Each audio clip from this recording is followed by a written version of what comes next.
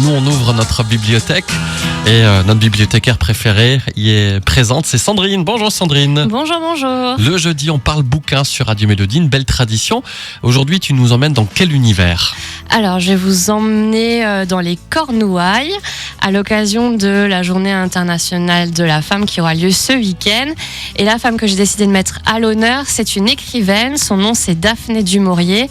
Alors peut-être que ça vous dit rien. Maintenant, si je te dis Rebecca ou les oiseaux d'Hitchcock. Ah oui. Oui, là, Et ben en fait, c'est elle qui a écrit les oiseaux d'Hitchcock.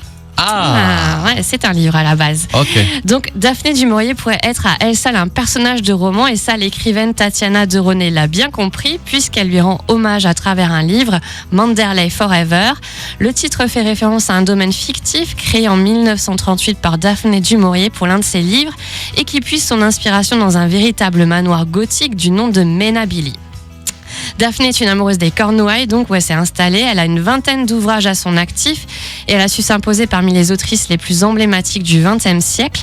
Et dans cette biographie romancée, on fait connaissance avec l'autrice quand elle n'a que 19 ans. On suit ses débuts en tant qu'écrivaine, ses histoires d'amour avec certaines femmes qui se solderont finalement par un mariage avec un militaire. On apprend aussi qu'elle se crée une double identité sous le pseudonyme d'Eric Avon, car elle aurait aimé être un garçon. Et au final, on a affaire à une femme assez énigmatique, mais authentique, qui prend tous les risques en matière d'écriture, même si ça doit déplaire. En fermant le livre, on se sent un peu voyeur, mais on a surtout envie de lire des ouvrages de Daphné du Maurier pour connaître justement toute l'étendue de son talent. Ah bah, ça donne envie de découvrir ce personnage que j'avoue je ne connaissais pas.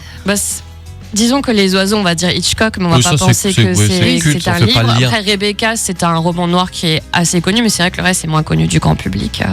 Ok, très bien. Sandrine, bibliothécaire et à la médiathèque de Sarreguemines. Elle a également un blog passionnant qui s'appelle Comme dans un livre.fr où vous allez retrouver plein de coups de cœur. Merci beaucoup.